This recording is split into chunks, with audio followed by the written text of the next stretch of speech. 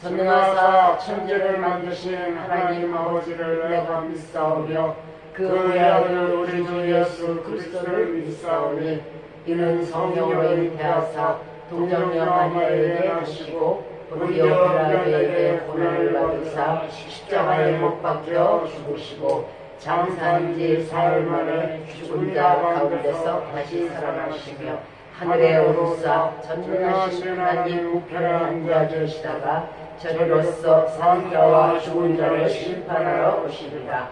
성령을 믿사오며 거룩한 공예와 성도가 서로 교통하는 것과 죄를 사하여 주시는 것과 몸이 다시 사는 것과 영원히 사는 것을 믿사옵나이다. 아멘.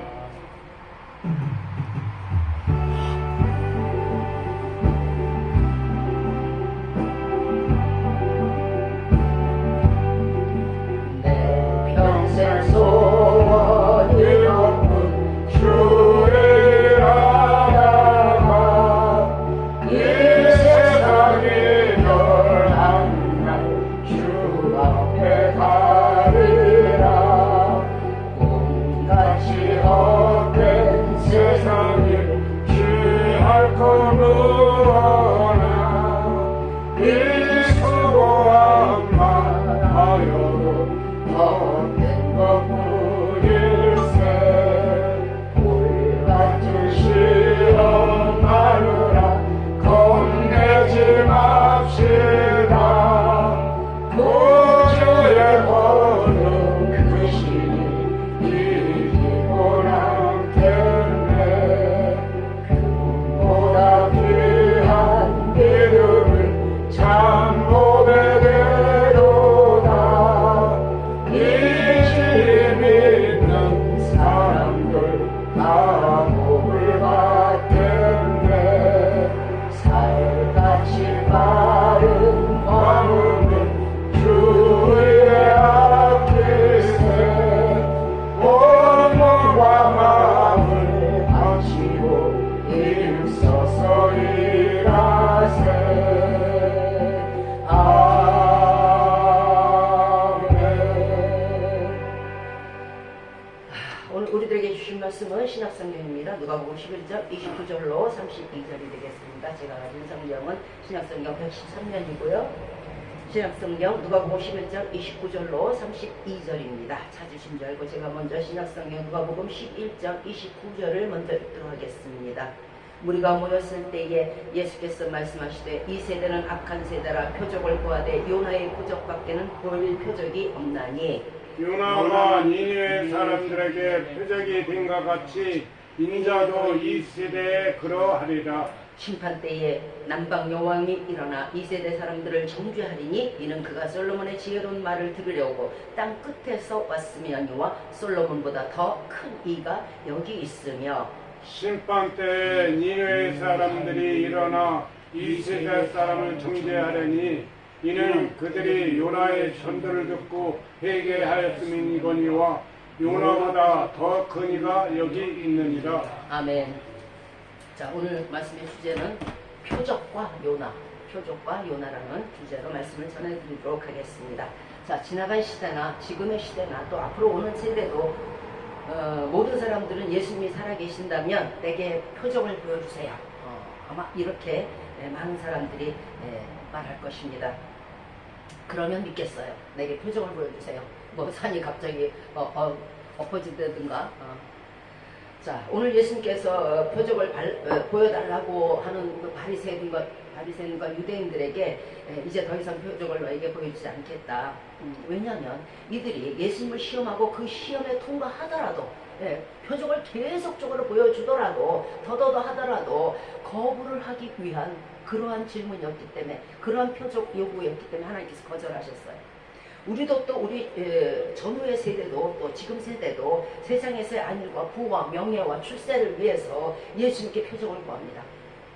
주여 나를 출세시켜 주시면 내가 예수 그리스도 있는 거 믿을게요. 주여 내가 거부가 되게 해주시면 예수 그리스도 있는 거 믿을게요. 내가요 지금 정말 말기에 말기인데 이거 싹 낫게 해주시면 예수 믿을게요. 이렇게 말하는 사람들이 참으로 많습니다. 오늘 보면 29절에서 예수님은 이 세대는 악한 세대라 요나의 표적밖에는 너희에게 보여줄 것이 없다고 말씀하셨어요. 이렇게 말씀하신 것은요, 사람들에게 과시하기 위한 표적. 너희 한번 생각해 보세요. 우리가 개미를 앞에 놓고 개미가 계속적으로 우리에게 표적을 구하는 거예요. 아우, 이 설탕을 저기에다 옮겨주세요. 저 설탕 이렇게 산처럼 쌓아주세요. 우리가 평생 먹을 수 있도록 창고에 넣어주세요. 계속 이렇게 욕을 한다면 어떻게 될 것 같아요? 마치 기만당하는 느낌, 우롱당하는 느낌일 거예요.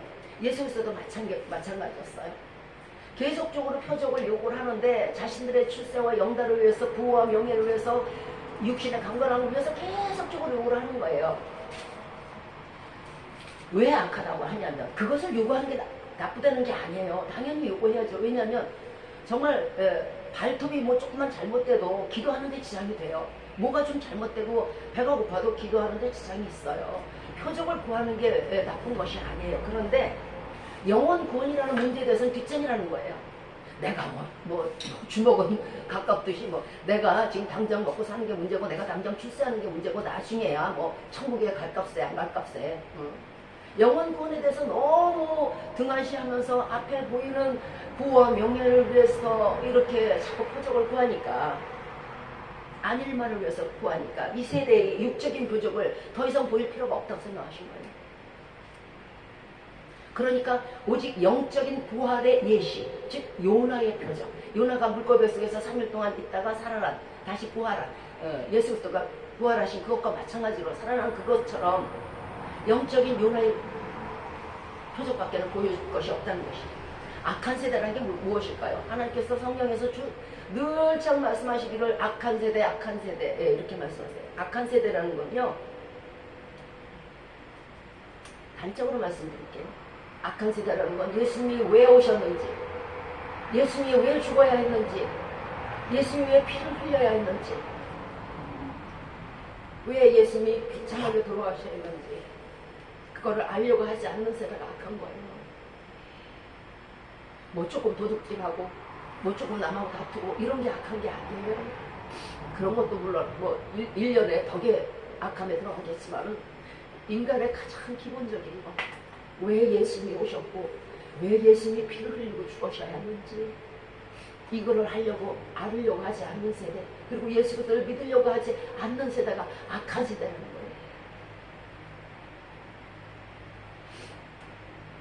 우리가 그토록 사랑하고 대단하게 여기고 그토록 아끼는 세상은 이제 접어질 거예요. 그리고 우리는 단 한 명도 빠짐없이 심판대 앞에 설 것입니다. 계시록 6장 13절 이하의 말씀처럼 하늘의 별들이 무화과 나무가 선과시 떨어지는 것 같이, 무화과 나무에 태풍이 불면 들이군 가시들이 막 떨어져요. 그것처럼 별들이 떨어질 거예요. 그리고 하늘이 종이축이 말리는 것 같이, 여러분 가지고 있는 앞에 있는 노트가 말리는 것 같이 그렇게 말려지면 없어질 겁니다. 또 각 섬과 각 산이 제자리에서 다 옮겨질 거예요. 사람 한 명도 살아남지 않냐고 다 심판대 앞에 설 것입니다. 우리는 어떨 때 보면 교회마저도 예수 그리스도를 믿는다는 성도조차도 표적을 구하기 위해서 다니고 표적을 구하기 위해서 믿는 것 같아요. 이렇게 해주시면 내가 믿을게요. 이렇게 기도했는데 안 들어주시네. 나 지금 굉장히 급한데. 가만있어 봐. 내가 믿는 예수님이 맞는 거야? 살아계신 거 맞는 거야? 이렇게 생각할 때가 많아요. 마치 말씀을 표적을 구하기 위해서 다닌다는 거예요. 병 때문에, 가난 때문에 어려운 삶을 부유로 채우기 위해서 다니는 사람들이 많습니다. 교회는요, 그것이 중점적인 것이 아니에요. 교회는요, 구원을 위해서 다니는 곳이에요. 그리고 교회는 여태까지 나의 삶의 행태, 세상의 공중권세 잡은 자처럼 정말 악하게 행했던 그 행태에서 이제 돌이켜 선하게 살기 위해서 다니는 곳이 교회예요. 교회는 그렇게 말씀으로 거듭나기 위해서 다니는 곳이 교회예요. 표적을 위해서 다니는 것이 아니란 말이에요. 표적을 구하는 사람들의 특징이 무엇인지 아십니까? 하나나 둘이나 셋이나 넷에서는 결코 만족하지 않아요. 솔직히 우리가 예수 그리스도 믿고 예수 그리스도 안에서 보이지 않게 보이게 얼마나 많은 표적을 주셨는지 몰라요. 예수 믿지 아니하는 사람에게도 표적을 주었거늘 하물며 예수 믿는 사람에게 어찌 표적을 주시지 않았겠어요. 다만 우리가 깨닫지 않는 거예요. 깨닫지 못하는 거예요. 우연이라고 치부하는 거예요.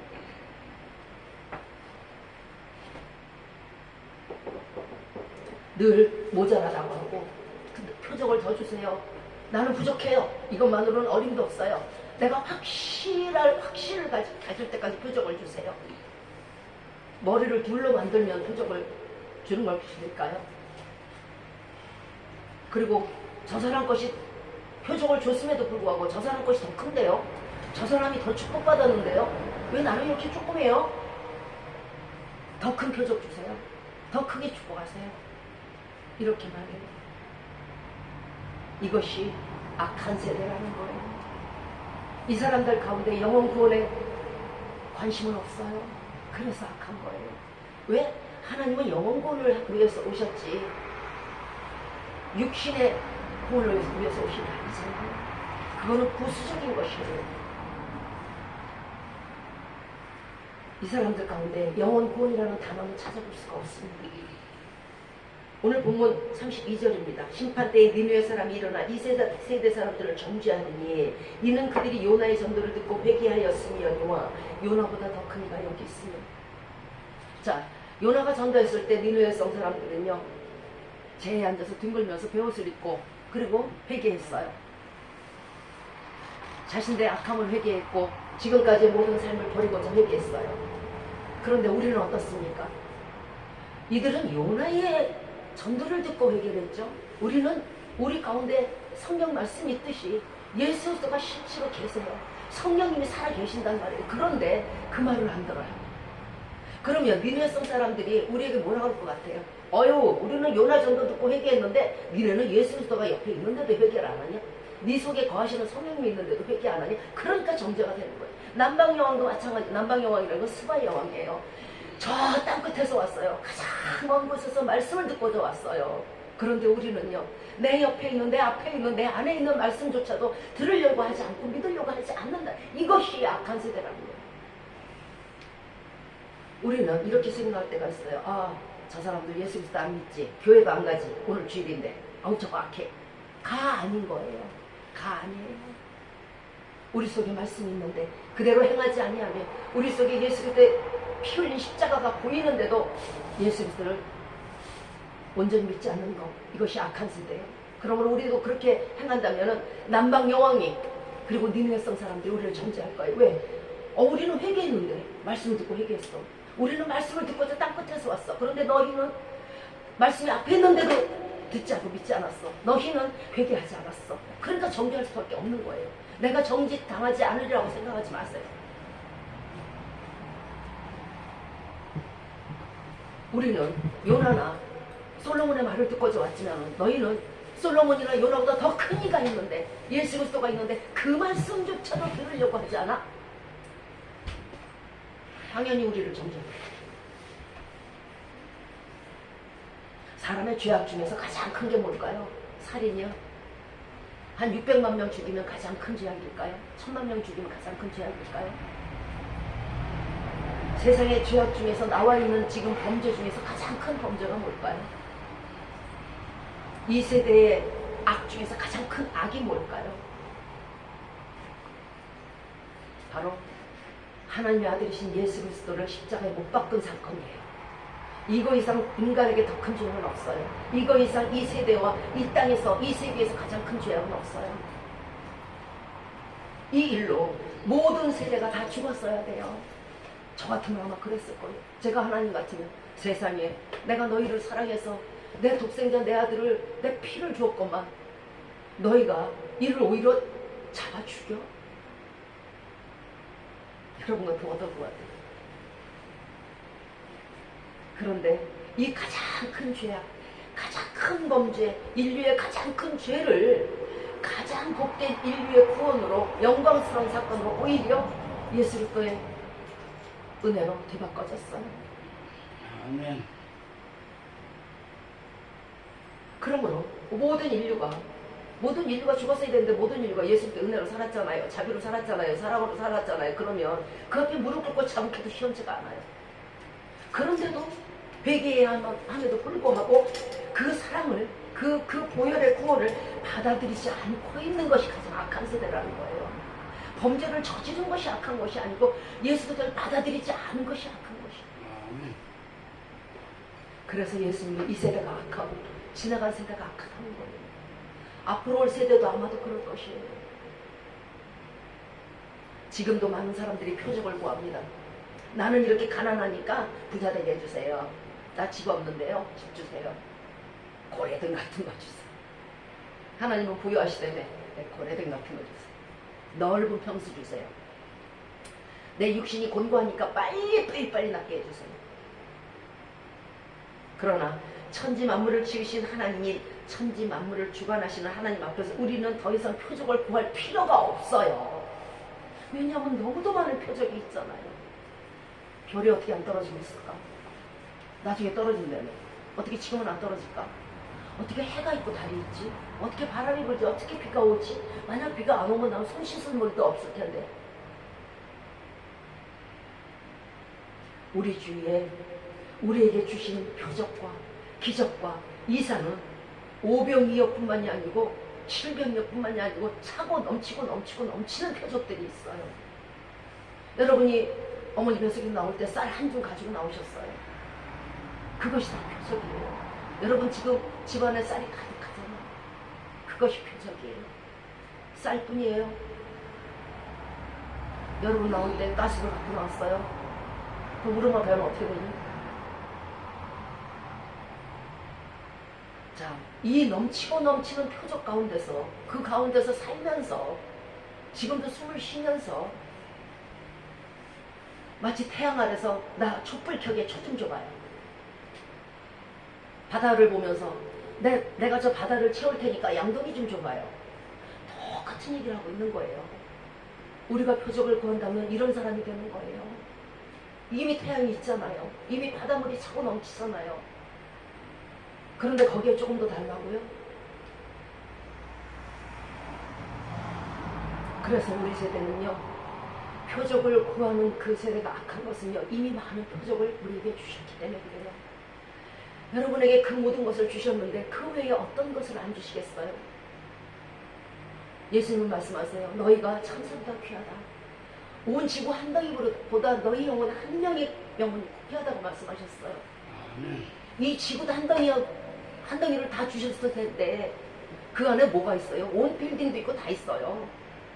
그것보다 더 귀하다는데 그거를 주셨음에 더 귀한 거는 안 주시겠습니까?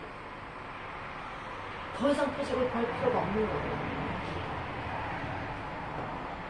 우리에게 바다를 주시고 밤에 달을 주시고 태양을 주셨는데 아니 그보다 더한 독생자 외아들을 주셨는데 그 아들보다 귀한 것이 하나님에게 무엇이 있다고? 하나님으로서 가장 귀한 것이 독생자 외아들이었어요. 그분을 주셨는데 그 외에 더 우리가 구하는, 우리가 요구하는, 우리가 필요로 하는 모든 것을 안 주시겠어요. 믿음이 없다 뿐이지. 여러 바다를 만드신 분이 바다 더 한 1000억 개 만들어서 더 못 주실 것 같아요. 태양 1개를 만드셨으면 2개는 못 만드세요? 달을 1개를 만드셨으면 10개는 못 만드세요? 별을 수천억 개를 만드셨으면 더는 못 하시겠어요? 표적을 구하는 사람들은 이렇게 질문을 합니다. 나를 하나님이 사랑한다며요. 나를 사랑한다는 그 표적이 어디 있는데요? 그 증거가 어디 있는데요? 그리고 또 두 번째는요. 내가 구원을 받았다는 표적이 도대체 어디 있는데요? 나는요. 어떨 때는 구원을 받은 것도 같고 어떨 때는 아닌 것 같아요. 하나님이 우리를 사랑하신다는 표적은요. 우리에게 독생자 외아들을 주신 거예요. 그거 외에 더 큰 표적은 없어요. 여러분 같으면 저 사람의 영혼을 구원하고자 저 사람을 살리고자 여러분 아들을 주실 것 같아요? 우리가 구원받았냐 하는 표적을 구하는 것은요. 우리가 우상 숭배자처럼 손으로 만지고 눈으로 보고 내가 귀로 듣고 음성을 들어야 내가 믿겠어야 하는 것 똑같아.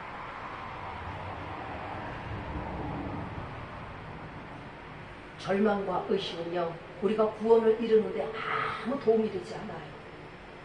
마가복음 1장 15절에서 가라사대 때가 찼고 하나님 나라가 가까웠으니 회개하고 복음을 믿으라. 이것이 표적이에요. 복음을 믿었으면, 그 다음에 회개했으면, 하나님 나라가 가까웠으면 이제 우리가 하나님 나라에 간 건 자명한 사실이잖아요. 더 이상 무슨 표적이 필요합니까? 하나님이 표적을 보여주시지 않으면 안 믿고 보여주시면 믿겠다는 그것은요 자만이라고 해요. 인간의 자만이에요. 하나님을 좌지우지한다는 거죠. 곧 하나님은 하나님의 주권을 모독하는 행위예요. 왜 그러냐면요, 하나님은 우리에게 이 정말 벌레 같은 인간들에게 표적을 보여주실 수도 있고, 그분 마음이고, 안 보여주실 수도 있고, 그런 권리를 가지고 계시기 때문이에요. 그런데 거기다 대고 표적을 주세요, 보여주세요, 안 그러면 안 믿어요 하는 것은 월권이라는 것이에요. 우리는 세상에 있는 것들이나 세상의 사람들을 크게 생각하고 어떨 때는 굉장히 두려워해요. 어머, 저 사람이 무슨 장관이래. 어머, 저 사람이 무슨 왕이래. 어머, 저 사람이 한 자리 하고 있는 사람이래. 어머, 저 사람 무서운 사람이래. 오늘 본문 31절과 32절 끝부분에서 아주 중요한 말씀이 나와요. 예수 그리스도께서 두 번이나 영겁히 말씀하실 때 뭐라고 말씀하시냐면 솔로몬보다 더 큰 이가 여기 있으며 하고 말씀하셨어요. 그리고 32절 끝부분에서 요나보다 더 큰 이가 여기 있느니라 하고 말씀하셨어요. 왜 이 말씀을 여기다 집어넣었을까요? 니느웨 사람들은요, 당시 요나의 전도를 듣고 자신들이 이제 회개해서 멸망당하지 않게 되니까 너무도 기뻤어요. 야, 이 성이 살았다. 야, 누구 때문에 살았냐 추적을 했겠죠. 그러다 보니까 요나가 우리에게 전도했잖아. 그래서 우리가 회개해가지고 요나 덕분에 사는 거 아니야. 그러니까 어떻게 돼요? 요나가 완전히 위상이 엄청나게 높아졌어요. 이 당시에 요나는요, 니느웨의 성 사람들에게 거의 우상이었어요. 솔로몬은 어때요? 지금까지도 유대인들 사이에서 그 위대함과 지혜의 탁월함의 표상이 바로 솔로몬이에요. 우리는 여기서 이들과 예수님의 높음을 한번 조금은, 비교라는 말도 이상하지만 조금은 살펴봐야 될 것 같아요. 왜 예수 그리스도께서 두 번이나 요나보다 큰 이가 여기 있다, 솔로몬보다 큰 이가 여기 있다, 왜 이 말씀을 하셨는지 예수님의 위대하심을 보아야 될 것 같아요. 솔로몬의 지혜가 세상에서 제일이라고 합니다. 우리는 알죠. 아기를 둘러 잘라라 이래갖고 본 어미를 찾아준 사건을 알 것입니다. 열왕기상 3장 12절에서 하나님은 솔로몬에게 내가 내 말대로 하여 네게 지혜롭고 총명한 마음을 주노니 너희 전에도 너희 후에도 너와 같은 자가 없으리라 말씀하셨어요. 무슨 뜻이냐면 지혜를 주신 분은 누구? 하나님이라는 뜻이에요. 그렇죠? 그러면 주신 지혜를 받아서 사용한 사람은 누구? 솔로몬이라는 사람이 사용을 했어요. 그러면 주신 이가 지혜로운 분이에요? 지혜를 받아서 사용한 사람이 지혜로운 거예요? 주신 하나님이 지혜로운 거예요. 그러므로 솔로몬이 아무리 위대하다고 해도 하나님에게는 미치지 못한다는 뜻이에요. 출애굽기 31장 1절 이하에도 하나님이 성막을 짓는 일에 이제 부살렐이라는 사람을 선택을 해가지고 그에게 이렇게 말씀하십니다. 하나님의 신을 충만케 하여 내가 그에게 지혜와 총명과 지식과 다양한 재주를 주어서 성막을 짓는 공교한 아주 정교한 작업을 맡길 것이다. 이렇게 모세에게 말씀하셨어요. 자, 우리에게 지혜를 주시고 공교하고 아주 다양한 직장군을 주시고 우리에게 지식을 주시고 우리에게 재주를 주시는 분이 누구? 하나님이에요. 그러면 그것을 주신 분이 더 위대하지 않겠습니까? 욥기 12장 13절 말씀에서 지혜와 권능이 하나님께 있고 모략과 명철도 어디에 있다고요? 하나님께 있는 일. 그러므로 사람이 큰 것이 아니에요. 또 솔로몬은 엄청난 부와 보물이 정말 너무 많았어요. 그러나 열왕기상 3장 13절에는 하나님은 내가 또 너의 구하지 아니한 부와 영광도 내게 주노니 내 평생에 너와 같은 자가 다시 일어남이 없으라 말씀하셨어요. 그러면 솔로몬의 부와 영광이 어디에서 온 거예요? 하나님께서 온 거란 말이에요. 솔로몬의 영광을 부러워하고 솔로몬의 부를 구애할 것이 아니에요. 얼마든지 여러분에게도 솔로몬의 영광과 솔로몬의 굴을 주세요. 솔로몬은 또 온 주의 왕들을 굴복시켰어요. 전쟁도 하지 않고 다 굴복시켰어요. 그 주변의 왕들 중에 가장 높았어요. 그러나 그 영광도 하나님께서 주신 것이에요. 우리는 때로 세상의 권세자들을 높다 하고 두려워하고 무서워하고 아주 칭찬하고 아주 높이고 아주 위대하다고 생각할 때가 있어요. 그러나 로마서 13장 1절 말씀에서 권세는 하나님께로부터 나지 않음이 없나니 라고 말씀하십니다. 무슨 뜻이에요? 권세, 세상의 모든 대통령이든 왕이든 모든 권세는 하나님이 주신 거라는 거예요. 그러므로 주신 이가 위대해요? 받은 이가 위대해요? 솔로몬이 위대해요? 예수님이 위대해요? 예수 그리스도는요, 당신의 목숨을 스스로 버릴 권세도 있어요. 그래서 십자가에 달리셨어요. 그리고 다시 얻을 권세도 있어요. 뭐냐면 부활이에요. 그리고 만민을 다스릴 권세도 예수 그리스도 외에는 없어요. 다니엘서 6장 26절에서 그 권세는 짧은 게 아니고 4년이 아니고 5년이 아니고 10년이 아니고 무궁할 것이라는 거예요. 이것이 진짜 권세 있는 자요. 이것이 정말 위대한 자인 거예요. 솔로몬의 시대는요, 그의 이름처럼 평화의 시대. 다윗은, 그 아비 다윗은 위대한 전사였어요. 그러나 솔로몬은 전쟁이 하나도 없었어요. 그 세대에서는요. 그리고 그야말로 태평성대였어요. 그러므로 백성들이 어떻게 생각했냐면, 야, 솔로몬 왕이 최고야. 야, 솔로몬 왕이 없어서 우리 어떡할 뻔했니? 야, 저런 분이 정말 위대하신 분이야. 엄청나게 추앙을 했어요, 솔로몬은. 정말이지 위대한 왕이라고 여겼어요. 그러나 끝나지 않고 영원히 지속될 줄만 알았던 그의 시대도 그 아들, 어리석고 나약하고 이런 나약한 르호보암이라는 아들 때문에 완전히 솔로몬의 태평성대는 막을 내려버렸어요. 얼마 못 간 거예요. 솔로몬은 잠시, 지금 세대도 잠시 어떤 왕이 있더라도 잠시 우리들에게 잠시 평화와 잠시 안식을 줄 수는 있을 거예요. 그러나 그 안식과 그 평화는 결코 영원하지 않아요. 왜? 그 자신이 영원하지 않으니까. 영원하신 분은 예수 그리스도 외에는 없기 때문에 그래요. 그러니까 기대하지 마세요. 솔로몬은 잠시 백성들을 축복할 권한은 있었어요. 그러나 영원한 왕으로서의 축복권은 가지지 못했어요. 오직 예수 그리스도께서만 자신의 백성들에게 영원한 안식의 축복권을 주실 수 있음을 기억해 주시기 바랍니다. 자, 오늘 말씀의 주제가 요나와 표적입니다. 그죠? 요나의 무엇을 말씀드리려는 걸까요? 바로 요나의 전도입니다. 요나의 전도의 특색이 있어요. 요나는 노방전도를 했어요. 어디 들어가서 한 게 아니고 니누의 성 주위를요 밤이 맞도록 돌아다녔어요. 니누에는요 보통 우리 그냥 이런 성이 아니에요. 엄청나게 큰 성인데 이 성은요 만약에 걸음으로 다닌다면요 3일 길을 밤낮으로 다녀야 되는 성이 니누의 성이에요. 이 길을 쉼없이 다녔어요. 요나는 길거리를 다녔다는 말씀이에요. 이 시대에 우리는 말합니다. 지금 전도가 너무나 많이 사그러들고 있죠. 예전처럼요 목사님 사람들이 아파트 문을 안 열어줘요. 예전에는 아파트 문 띵동 하면 열어줘갖고 아우 복음을 전하러 왔어요 이러면 아우 들어오세요 커피 드세요 이랬는데 지금은 아니라는 거. 아예 열어주지도 않고 아예 경비실에서조차 박대를 한다는 거죠. 그래서 전도를 못한다는 거예요.